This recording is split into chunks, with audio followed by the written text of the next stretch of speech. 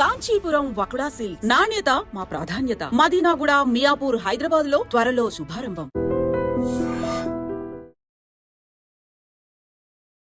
Hi, hello, నమస్తే.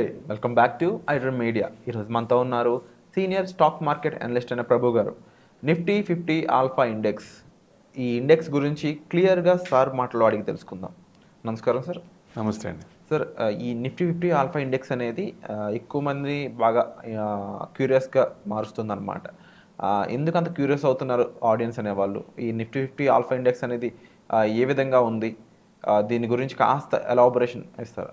ఇప్పుడు నిఫ్టీలో ప్రతి ఫండ్స్ కూడా ఏఎంసీలు కూడా నిఫ్టీ ఫండ్స్ అంటాయి, నిఫ్టీ 50, బ్యాంక్ నిఫ్టీ ఫండ్ అలా పెడతాయి. సో డిఫరెంట్ ఫండ్స్, ఒక్కొక్క దాంట్లో ఒకటే ఉండాలి, ఒకటి సేమ్ ఫండ్ డిఫరెంట్ ఉండడానికి లేదు. అట్లా అని కొత్త ఫండ్స్ అంటే కొత్తగా ఏమొస్తాయి, కొత్త రావాల్సిందే. ఇప్పుడు మిడ్ క్యాప్ ఒకటి, స్మాల్ క్యాప్ ఒకటి, ఇలా ఉంటాయి. సో అట్లా అన్నప్పుడు ఈ ఆల్ఫా అనేది ఎట్లా క్రియేట్ అవుతుందంటే, ఇప్పుడు index Nifty index fund percentage ఇచ్చినప్పుడు సేమ్ ఇన్వెస్టర్స్ ముగ్గురు ఒకేసారి పెట్టినప్పుడు డిఫరెంట్ రిటర్న్స్ వస్తున్నాయి ఎట్లా అనేది దాన్ని బట్టి ఉంటుంది. అంటే తీసుకునే డిసిషన్ బట్టి ఉంటుంది. సపోజ్ XYZ ఉంటే Xకి 12%, వాళ్ళకి Yకి 18%, మిగతానికి 20%, జడ్కి 20% అనుకోండి. ఎందుకు ఆ డిఫరెన్స్ వస్తుంది? ఆ డిఫరెన్స్ ఏంటి? నిఫ్టీతో కంపేర్ చేసుకున్నప్పుడు ఆ డిఫరెన్స్ ఫస్ట్ దానికి చేసుకున్నప్పుడు 12% అనుకున్నాం అనుకోండి, 12 నుంచి మనకు నిఫ్టీ 15 ఉంటే ఆ 3% డౌన్లో ఉన్నట్లు లెక్క. సో మోర్ దెన్ నిఫ్టీ కంటే ఎక్కువ వచ్చినప్పుడు దాన్ని ఆల్ఫా అని మనం చెప్పుకోవచ్చు ఒక రకంగా, minus plus or minus. So బేరీజ్ అంటే దాంతో కంపేర్ చేస్తూ ఈ ఆల్ఫాని చూస్తూ ఒక నిఫ్టీ 50 ఆల్ఫా ఫండ్ని తీసుకొచ్చారు. అంటే ఏ కంపెనీ అయితే ఆల్ఫా ఇస్తుందో, రిటర్న్స్ ఇస్తున్నాయో అలాంటి కంపెనీస్ ఒక 50. ఇప్పుడు నిఫ్టీ 50లో కూడా నిఫ్టీ స్టాక్స్ తీసుకుంటారు కదా, మేజర్ మార్కెట్ క్యాప్ బట్టి డిసైడ్ చేసి దాని ప్రకారం తీసుకుంటారు. అట్లానే ఈ ఆల్ఫా అనేది ఏ కంపెనీస్ అయితే ఇస్తున్నాయో, టోటల్ అన్నిట్లో లిస్ట్ అయ్యే వాటిల్లో ఏ కంపెనీస్ ఇస్తున్నాయో ఆ కంపెనీస్ తీసుకొని వాటి నిఫ్టీ 50 ఆల్ఫా ఇండెక్స్ అని పెట్టారు. ఇట్స్ అంటే రీసెంట్గానే దాదాపుగా ఒక కోటక్ బ్యాంక్ ఒకటే లాస్ట్ ఎప్పుడో 3 years 4 years అయింది. మిగతా బ్యాంకులన్నీ మీకు మేజర్ చూస్తే టాటా ఉంది, బంధన్ ఉంది, మ్యాక్స్ లైఫ్, HDFC, బజాజ్, వీళ్ళందరూ కూడా స్టార్ట్ చేశారు. మిగతా అందరూ కూడా దీన్ని స్టార్ట్ చేసే అవకాశాలు ఎక్కువ ఉన్నాయి. సో ఆల్ఫా ఎక్కువ ఇచ్చినప్పుడు రిటర్న్స్ కూడా ఎక్కువ ఉంటాయి కాబట్టి మనం లాంగ్ టర్మ్ పెట్టుకొని ఇట్లాంటి ఫండ్స్లో పెట్టుకుంటే డెఫినెట్గా రిటర్న్స్ వచ్చే అవకాశాలు ఉంటాయి. అదిగాక ఏంటంటే మేజరు మార్కెట్ ఫ్లరిష్ అవుతున్నప్పుడు స్మాల్ మిడ్ క్యాప్లో పెడతారు. మళ్ళీ మార్కెట్ కొంచెం డల్గా ఉన్నప్పుడు, కొంచెం డౌన్ ట్రెండ్ ఉన్నప్పుడు లార్జ్ క్యాప్స్ వస్తాయి.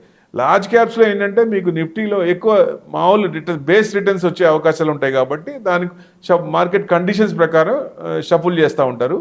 డెఫినెట్గా ఇది అంటే మార్కెట్ పడుతున్నప్పుడు మేజర్గా పెద్ద డిఫరెన్స్ రాకపోయినా ఆల్రెడీ ఆల్ఫా తీసుకొని ఉంటుంది కాబట్టి పెద్ద డౌన్ ట్రెండ్లో పెద్ద మైనస్ కాదని ఉద్దేశం.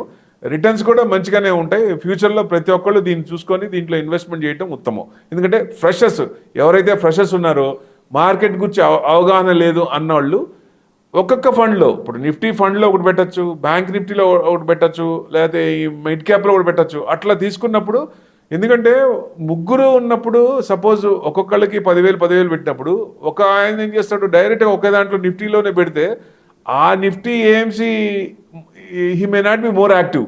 ఎందుకంటే as per the conditions reshuffle చేస్తూ ఉండాలి కాబట్టి ఎక్కువ డైవర్సిఫికేషన్ ఆఫ్ ఫండ్స్ పెట్టుకున్నప్పుడు నిఫ్టీలో, మిడ్ క్యాప్లో, స్మాల్ క్యాప్లో, ఆల్ఫా ఇండెక్స్ అన్నిట్లో మనకున్న అమౌంట్ ఇన్వెస్ట్మెంట్ చేసేటప్పుడు డివైడ్ చేసి పెట్టుకుంటే ఒక్కొక్క దాంట్లో రిటర్న్స్ ఎక్కువ ఉంటాయి. ఎందుకంటే నిఫ్టీ ఇప్పుడు 13% ఇచ్చింది, మిడ్ క్యాప్ 17% ఇచ్చింది, మరి డిఫరెన్స్ ఉంటుంది కదా. ఆ డిఫరెన్స్ మనం క్యాప్చర్ చేసుకోవాలంటే డెఫినెట్గా మనకి డైవర్సిఫికేషన్ అనేది ఒక అస్త్రం. ఆ అస్త్రాన్ని ఉపయోగించుకుంటే రిటర్న్స్ ఎక్కువ వచ్చే ఛాన్స్ ఉంటుంది. అది సేమ్ పీరియడ్, అది ఇంకో పీరియడ్ మళ్ళీ ఇంకో టైం తీసుకొని ఈ సెక్టార్ పెరిగిందని కాకుండా ఆ సేమ్ పీరియడ్లో సెక్టర్స్ అనేవి సిక్లికల్ కాబట్టి ఏ సెక్టర్ చూస్తుంది దాని ప్రకారం రీచబుల్ చేస్తుంటారు కాబట్టి ఏఎంసీ అయితే మోర్ యాక్టివ్ దెన్ అదర్స్ ఉంటారో అది మనం రిటర్న్స్ ఎక్కువ ఇస్తున్నారో చూసుకొని దాని ప్రకారం ఇన్వెస్ట్మెంట్ చేస్తే ఉత్తమం అండి. అండ్ ఇది ఎలా ఫైండ్ అవుట్ చేయడం సార్? రిటర్న్స్ ఎలా ఇస్తుంది అనేది ముఖ్యంగా ఫైండ్ అవుట్ చేయడం చాలా కష్టంగా అనిపిస్తూ ఉంటుంది అంటారు చాలామంది అనలిస్టులకు సైతం. హెవీ రీసెర్చ్ అనేది వెనకాలతో ఉండాలి. ప్రోడక్ట్ ఓరియంటెడ్గా ఏమున్నాయి, సర్వీస్ ఓరియంటెడ్గా ఏమున్నాయి, ఏ ప్రోడక్ట్ ఎందుకు హిట్ అవుతుంది, కస్టమర్ బేస్ దేనికి బాగా క్రియేట్ అవుతుంది, B2B లేని ఉన్నాయి, B2C లేని ఉన్నాయి, ఇలా చాలా డిఫరెంట్ రీసెర్చ్ అనేది వెళ్తూ ఉంటుంది కదా, అవును. హౌ ఇట్ గోస్ అంటారు? ఇది దీనికి టైం స్పెండ్ చేయాలి, ఎక్కువ లోపలికి వెళ్ళాలి. అందుకనే రీసెర్చ్ అనలిస్ట్ అలాంటి వాళ్ళు వస్తారు. వాళ్ళని మీరు కన్సల్ట్ అయితే డెఫినెట్గా, ఎందుకంటే మొత్తం స్టడీ చేయాలి కంపెనీ మొత్తం టోటల్గా, వాళ్ళు ఏం చేస్తున్నారు, ఎక్కడ పెడుతున్నారు. ఇప్పుడు సెబీ చూడండి, మీ ఫండ్స్లో పెట్టింది 1 month దాకా చెప్పడానికి ఇదివరకు లేదు. 1 month టైం ఉంటుంది క్వశ్చన్, బట్ ఇప్పుడు సెబీ కూడా 1 monthలో మీరు ఎక్కడ పెడుతున్నారు కూడా చెప్పండి. సో అది అందరికీ తెలిసిపోతుంది కాబట్టి వాళ్ళు ఏం చేస్తున్నారో తెలుస్తుంది.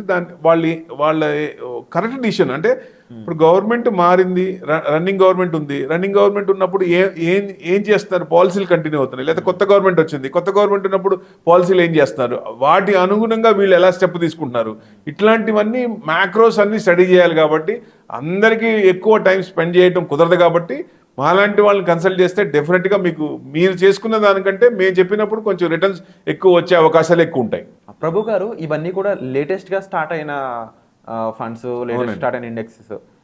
యూజువల్లీ ఏంటంటే కొత్తగా స్టార్ట్ అయిన ప్రోడక్ట్కి ఎక్కువ ఇంట్రెస్ట్ అనేది చూపిస్తూ ఉంటారు. బట్ రిటర్న్ ఏ విధంగా ఉంటుంది, దాని ఏ విధంగా అది ముందుకెళ్తుంది అనేది చాలా మంది పసిగట్టలేరు, ఎందుకంటే అది ఒక కొత్త ప్రోడక్ట్ కాబట్టి. సో ఇలాంటి విషయాల్లో ఒకసారి ప్రాఫిట్ వచ్చినా అయ్యో ఇన్వెస్ట్ చేయలేకపోయామే, మిస్ అయిపోయామే అని చాలా మంది ఫీల్ అవుతూ ఉంటారు. ఫోమో ఉంటుంది, ఫియర్ ఆఫ్ మిస్సింగ్ అవుట్. అరే చేయలేకపోయామే, చేస్తే బాగుండేదే అనిపిస్తుంది. సో ఇలా చేయొచ్చా, చేయకూడదు, ఇన్వెస్ట్మెంట్ ఎలా చేయాలి, ఎంత చేయాలి, ఇలాంటి విషయాలపై మిమ్మల్ని కన్సల్ట్ చేయొచ్చా? 100% చేయొచ్చండి. చేస్తే, ఎందుకంటే క్లయింట్ టు క్లయింట్ ఇక్కడ ఏమవుతుందంటే బేసిక్గా వాళ్ళ ఫ్రెండ్ లేకపోతే వాళ్ళ రిలేషన్ ఎవరో ఇది చేశారు అని చెప్పి వాళ్ళు కూడా మొత్తం బ్యాక్గ్రౌండ్ ఏం చూసుకోకుండా ఆయన ఇట్లా చేశాడు కాబట్టి నేను కూడా ఇలా చేయాలని ఉద్దేశం ఉన్నప్పుడు రిటర్న్స్ ఎక్కువ రావు. ఎందుకంటే టోటల్ అనాలిసిస్ చేసుకోవాలి. గోల్స్, టార్గెట్స్, ఫైనాన్షియల్ పొజిషను, ఎంత ఫ్రీ క్యాష్ ఉంది, ఎంత మనం ప్లాన్ చేసుకుంటాం, దాని ప్రకారం చేసుకుంటే అప్పుడు కరెక్ట్గా వస్తుంది. అంతేగాని ఇంకొకళ్ళని చూసి మనం చేసామంటే అంత రిటర్న్స్ రావు, అంటే మ్యాక్సిమం రావు ఎట్టి పరిస్థితిలో. కాబట్టి మనం అంత అనాలిసిస్ చేసుకొని దాని ప్రకారం 1 to 1 కూర్చున్నప్పుడు వాళ్ళ అనాలిసిస్ అన్ని తీసుకొని దాని ప్రకారం ఇన్వెస్ట్మెంట్ ఎక్కడ పెట్టాలి, ఏజ్, ఇప్పుడు సపోజ్ ఏజ్ తీసుకోండి 40 years అనుకోండి, ఈక్విటీలో ఇన్వెస్ట్మెంట్ ఎంత పెట్టాలి, బేస్ 100 అయితే 100 - 40 అంటే 60% ఈక్విటీలో పెట్టాలి. అట్లా క్లయింట్ టు క్లయింట్ ఉంటాయి. 1 to 1 ఉన్నప్పుడు ఇట్లాంటివన్నీ తెలుసుకొని దాని ప్రకారం ఇన్వెస్ట్మెంట్ చేస్తే రిటర్న్స్ ఎక్కువ రావాలని ఉద్దేశం. ఈవెన్ డౌన్ మార్కెట్లో కూడా పెద్ద తగ్గకూడదంటే కొన్ని ఉంటాయి, అవి మనం ఇంప్లిమెంట్ చేస్తే ఈక్విటీలో ఎక్కడైతే లాస్ వస్తుందో ఆ లాస్ నుంచి మనం తట్టుకోవాలంటే ఆప్షన్స్ కొంచెం మనం బేరీ చేసుకొని దాంట్లో ఆప్షన్స్ మనం హెడ్జింగ్ చేసుకుంటే డెఫినెట్గా ఈ లాస్ అనేది అక్కడ కూపప్ చేసుకోవచ్చు అని ఉద్దేశం. ఇట్లాంటివి అంటే అందరూ అలా చేయాలని కాదు, వాళ్ళు ఏజ్ని బట్టి రిస్క్ ఎంత తీసుకుంటున్నారు దాన్ని బట్టి చేయాలి. సో 1 to 1 కూర్చున్నప్పుడు క్లయింట్ టు క్లయింట్ ఉంటాయి, డిఫరెంట్ అనాలిసిస్ ఉంటాయి, వాళ్ళ దాన్ని బట్టి టార్గెట్ బట్టి చేస్తే మంచిదని ఉద్దేశం. ఇలాంటి మంచి ఇన్ఫర్మేషన్, ఇన్వెస్ట్మెంట్ ఇన్ఫర్మేషన్ కోసం మీరు డైరెక్ట్గా ప్రభు గారిని కన్సల్ట్ చేయొచ్చండి. డిస్ప్లే అవుతున్న నెంబర్స్కి కాల్ చేసి సార్ పర్సనల్ అపాయింట్మెంట్స్ కూడా ప్రొవైడ్ చేస్తున్నారు. బికాజ్ రైట్ ఇన్వెస్ట్మెంట్ మనల్ని లైఫ్లో రైట్ ప్లేస్లో నుంచోబెడుతుంది, హ్యాపీగా ఉంచుతుంది. సో మిస్ అవ్వద్దు ఈ ఛాన్స్ని. వచ్చే ఎపిసోడ్లో మళ్ళీ కలుద్దాం. Thank you so much.